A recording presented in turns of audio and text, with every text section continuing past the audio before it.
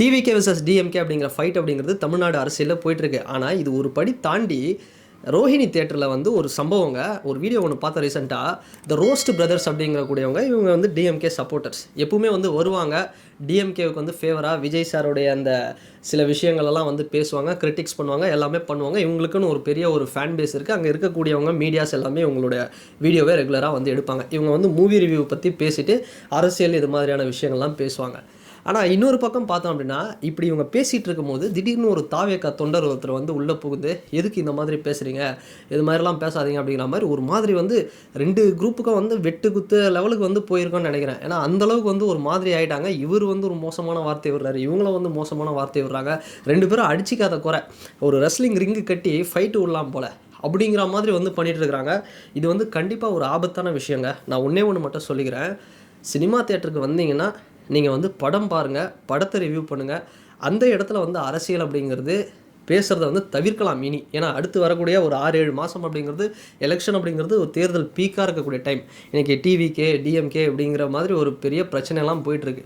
இந்த டைமில் ஏதாவது ஒன்று பேசி ஏதாவது ஒரு இஷ்யூ கண்டிப்பாக இப்படி ஒரு மனநிலையில் ஃபைட்டு போச்சு அப்படின்னா அங்கே ஏதாவது அசம்பாவிதம் கூட வந்து நடக்க வாய்ப்பு இருக்குது.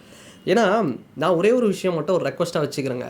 ரோஹிணி தியேட்டரு, கமலா தியேட்டரு, இது மாதிரியான தியேட்டர்ஸில் வரக்கூடிய ரிவ்யூஸ் தான் தமிழ்நாட்டில் இருக்கக்கூடிய, ஏன் உலகத்தில் இருக்கக்கூடிய தமிழர்கள், தமிழ் சினிமாவுடைய அந்த படத்துடைய வெற்றி தோல்வியே தீர்மானிக்குது அப்படின்னு சொல்லலாம். அப்படி வந்து எல்லாருமே வந்து அப்படி ஒரு செலிப்ரேஷன் பண்ணக்கூடிய ஒரு இடமா இருக்குது ரோஹிணி தியேட்டர். நான்லாம் ரோஹிணி தியேட்டரில் மீடியா வரதுக்கு முன்னாடியே அந்த கட்டுன டைமில் கலர் லைட்டு போட டைம்லேருந்து வந்து நான் வந்து செலிப்ரேஷனை வந்து பண்ணிகிட்ருக்கேன். ஸோ அப்படி ஒரு கொண்டாடப்பட வேண்டிய ஒரு இடத்துல இப்படி நம்ம ஒரு அரசியல் பேசி இந்த பக்கம் அந்த பக்கம்னு ஒரு குரூப்பிசம் ஃபார்ம் பண்ணி ஏதோ ஒரு சண்டை அசம்பாவிதம் ஆச்சுன்னா கடைசியில் அது யாரை பாதிக்கும்னா எல்லாருமே பாதிக்கும். ஒட்டுமொத்த தமிழ் சினிமாவும் பாதிக்கும். ஒரு பக்கம் வந்து இனிமேல் தேட்டரில் வந்து இதுவே எடுக்கக்கூடாதுப்பா, ரிவ்யூவே எடுக்கக்கூடாது அப்படின்னு ஒரு சட்டத்தை போட்டாங்க, இல்லை ஒரு ரெஸ்ட்ரிக்ஷன் பண்ணாங்க அப்படின்னா இது எல்லாருக்குமே பாதிக்கப்படும். அங்கே வரக்கூடிய யூடியூபர்ஸ், மீடியா பர்சன்ஸ், இங்கே இருக்கக்கூடிய ரிவ்யூவர்ஸு, அங்கே வரக்கூடிய மக்கள் எல்லாருமே வந்து இது ஒரு கருத்து சுதந்திரமே இல்லாத அளவுக்கு வந்து ஒரு ஆகிடும். அதனால் தயவுசெய்து இது மாதிரியான விஷயத்தை வந்து எந்த கட்சி ஆட்களாக இருந்தாலும் வந்து தயவுசெய்து தவிருங்க. அப்படி நீங்கள் வந்து ஒரு அரசியல் பேசுகிறீங்க அப்படின்னா ஒரு நாகரிகமான ஒரு முறையில் ஒரு சர்ச்சை ஏற்படாத அளவுக்கு, சண்டை ஏற்படாத அளவுக்கு வந்து பேசிடுங்க. அதை விட்டுட்டு வந்து இல்லை நான் இந்த இடத்துல தான் பேசுவேன் அப்படின்னா கண்டிப்பாக வந்து நாளைக்கு ஒரு பெரிய பிரச்சனை வந்து நடக்கிறதுக்கு வாய்ப்பு இருக்குது, ஒரு பெரிய தடைகள் வர்றதுக்கு வாய்ப்பு இருக்குது. அதனால் நீங்கள் அரசியல் பேசுகிறீங்க அப்படின்னா இதுக்கான இடமா அப்படிங்கிறது எனக்கு வந்து ஷோராக தெரியல. வேறு ஏதாவது ஒரு இடத்துல கூட பேசலாம், இல்லை ஒரு மென்மையான தன்மையில் ஒரு நியூட்ரலிட்டியாக வந்து பேசிட்டு போகலாம். அதை விட்டுட்டு வா போ, அவன் இவன் வந்து இவர் அந்த தலைவரை பேசுகிறாரு, அவர் இவர் தலைவரை பேசுகிறாரு, இவர் வந்து இந்த ஒரு குற்றச்சாட்டு வைக்கிறாரு, குற்றச்சாட்டு இப்படி பேசுகிறாங்க. இது வந்து அடிச்சிக்காத குறை. அவர்லாம் பார்த்தோம் அப்படின்னா நான் வந்து இந்த வட்டம், நான் இவருக்கு கீழே இருக்கிறேன், தாவேக்கா தொண்டர் ஒருத்தர் ஆக்ரோஷமாக பேசிட்டு இருக்காரு. பதிலுக்கு இவங்களும் நீ என்ன பண்ணுறியோ பண்ணு, பார்த்துக்கலாம் வா அப்படிங்கிற மாதிரி இவங்களும் வந்து ஆக்ரோஷமாக பேசிகிட்டு இருக்கிறாங்க. இது ஒரு இருதரப்பு மோதல் அப்படிங்கிறத தாண்டி இது ஒரு பெரிய பிரச்சனையாக வந்து போயிட்டுருக்குங்க. இது வந்து ரொம்ப ஆபத்தான ஒரு விஷயம். நம்ம எல்லாருமே வந்து என்ஜாய் பண்ணுறதுக்காக வந்து ஒரு தியேட்டருக்கு போகிறோம். அப்படிப்பட்ட ஒரு இடத்துல இது மாதிரியான ஒரு விஷயங்கள் அப்படிங்கிறது அடுத்தடுத்து எலெக்ஷன்ஸ் டைம் வந்து ஒரு நெருங்க ஒரு மிகப்பெரிய ஒரு இதுவாக இருக்கும். ஒரு விவாதங்களும் கருத்து மோதலுக்கும் ரொம்ப மோசமாக இருக்கும். இதுக்குள்ளே வந்து யாராவது ஒரு குரூப்பு, அவங்க ஒரு குரூப்பை கூப்பிட்டு வந்து இவங்க ஒரு குரூப்பை கூப்பிட்டு வந்து எதனா ஒரு பிரச்சனை ஆகிடுச்சுன்னா எல்லாருக்குமே பிரச்சனை. தயவுசெய்து இதை வந்து தவிருங்க. தாவேக்கா தொண்டராக இருக்கட்டும், நீங்கள் டிஎம்கே தொண்டராக இருக்கட்டும், நீங்கள் பிஜேபியாக இருக்கட்டும், நீங்கள் எந்த பார்ட்டியாக வேணால் இருங்க. ஆனால் சினிமா தியேட்டருக்குள்ளே வந்து தயவுசெய்து இது மாதிரி ஒரு சூழலை வந்து க்ரியேட் பண்ணாதீங்க. இது வந்து ரொம்ப ஆபத்தானது. இது எல்லாருக்குமே ஆபத்தானது அப்படிங்கிறத நான் வந்து இந்த இடத்துல சொல்லிக்கிறேன்.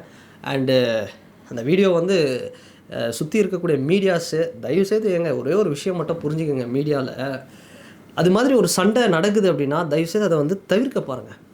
இப்போ ஒருத்தர் வந்து ஒரு கூலி படத்தில் யாரோ ஒருத்தர் வந்து ஒரு ரிவ்யூ தராரு.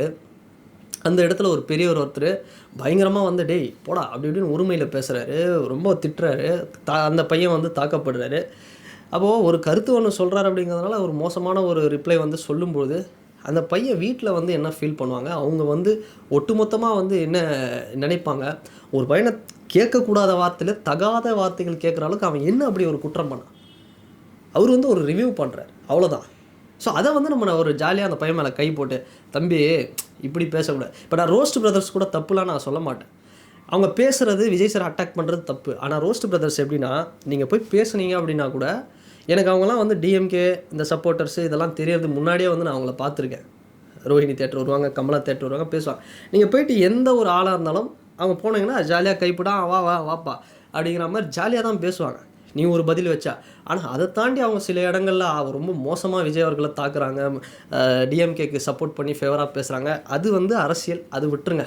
அவங்க வந்து ஒரு இடத்துல ஏதோ ஒரு இடத்துல ஒரு பார்ட்டிக்கு ஒர்க் பண்ணுறாங்க, அப்படி லாயலாக இருக்கிறாங்க, ஏதோ ஒன்று பண்ணுறாங்க. பட் அவங்கக்கிட்ட வந்து ஒரு கருத்து வைக்கிறாங்கன்னா நம்ம போய் ஒரு கருத்து தான் வைக்கணும். ஸோ அப்படி வரும்போது ஒரு மோதல் மிகப்பெரிய அளவில் ஏற்படுதுன்னா அங்கே இருக்கக்கூடிய மீடியாஸ் தயவு செய்து அதை தடுக்கிறதுக்கு பாருங்கள். ஏன்னா அதை வந்து நம்ம படம் பிடிச்சி அதை வந்து நம்ம பெரிய லெவலில் வந்து போட்டு அதை வந்து ஹிட் பண்ணலாம், வியூஸ் பண்ணலாம் அப்படின்னா பாதிக்கப்படுறது யார்? ரோஸ்ட் பிரதர்ஸாக இருக்கட்டும், டிவிகேல இருக்கக்கூடிய அந்த பிரதராக இருக்கட்டும், எல்லாருமே வந்து நம்ம ஒரு ஒரு சொசைட்டியில் இருக்கக்கூடியவங்க தானுங்க. இன்றைக்கி வந்து திமுகவுக்கும் தாவேக்காவுக்கும் நடக்கக்கூடிய போட்டி அப்படிங்கிறது ஒரு அண்ணன் தம்பி போட்டி, ஒரு பவருக்கான போட்டி. நாம் தமிழராக இருக்கட்டும், இல்லை மற்ற கட்சிகள் ஏடிஎம்கே இருக்கட்டும், எல்லாருமே வந்து ஒரு தமிழ்நாடுக்குள்ளே இருக்கக்கூடிய ஒரு ரீஜனல் ஒரு பார்ட்டி. இவங்க வந்து ஒரு பதவிக்கான போடக்கூடிய ஒரு சண்டை. இது வந்து ஏதோ ஒரு கலவரமாக ஒரு மிகப்பெரிய ஒரு தாக்குதல் மாதிரி வந்து ஆகிட்டு இது ஒரு பயங்கரவாதத்தை ஏற்படுத்திடுமோன்ற மாதிரி ஒரு பயமே இருக்குது. ஸோ அதனால் வந்து யாராகட்டும், ரோஸ்ட் பிரதராகட்டும், யாராகட்டும், எவர் பேசினாலும் ஒரு ஜாலியாக பேசுகிறதுனா அதை வந்து படம் பிடிங்க, ஒரு லிமிட்டோடு வந்து இது பண்ணுங்கள். அது வந்து ஒரு மோதலாக போகும்போது அந்த மோதல் போட்டோம் ஏதோ ஒன்று வைலன்ஸ் ஆகட்டும்ன்ற அளவுக்கு நம்ம படம் பிடிச்சி அது வரைக்கும் வெயிட் பண்ணாதீங்க. ஏன்னா இன்றைக்கி வந்து எல்லாருமே வந்து சண்டை போட்டுட்டு அடிச்சுக்கிட்டு நம்ம பார்க்கணும் அப்படிங்கிறத நம்ம விரும்புகிறோம். அப்படி ஒரு கட்டாயத்துக்கு தள்ளப்படுறோம். டிவி ஷோவாக இருக்கட்டும், ரியாலிட்டி ஷோவாக இருக்கட்டும், எல்லாத்துலேயும். ஆனால் ஒரு சிலர் வந்து சண்டை போட்டுக்கக்கூடாது, ஒற்றுமையாக இருக்கணும் அப்படின்னு நினைக்கிறோன்னா, இல்லை பிரச்சனை வராத அளவுக்கு நம்ம இது பண்ணோம் அப்படிங்கிறதுக்கு யாரும் வந்து நிறைய பேர் தயாராக இல்லை அப்படிங்கிறது தான் வந்து உண்மை. பர்சன்டேஜ் ரொம்ப கம்மி. அதனால் பெரிய பிரச்சனை ஏதாவது வராத அளவுக்கு பார்த்துக்க வேண்டியது மீடியா அவங்களுடைய பொறுப்பும் இருக்குது. ஸோ அதையும் வந்து மனதில் வந்து வச்சுக்கோங்க. அண்டு இது எங்கே போய் முடிய போகுதுன்னு தெரிலங்க. இது எவ்வளோ பெரிய ரெஸ்ட்ரிக்ஷன்ஸ் வந்து தேட்டர்ஸில் கொண்டு வர போகிறாங்கன்னு தெரியல. ஸோ தாவேக்கா திமுக இடையால நம்ம அந்த மோதல் அப்படிங்கிறது ரொம்ப அந்த வீடியோ பார்க்கும்போதெல்லாம் ரொம்ப வருத்தமாக இருந்தது. அதை மட்டும் நான் இந்த இடத்துல சொல்லிக்கிறேன். அண்டு இந்த வீடியோ பற்றின உங்களுடைய கருத்துக்கள் என்ன அப்படிங்கிறத மறக்காமல் கமெண்ட் செக்ஷனில் பதிவிடுங்க. அண்ட் வேறு ஒரு வீடியோவில் வேறு ஒரு கான்டென்ட்டில் நான் உங்களை பார்க்குறேன்.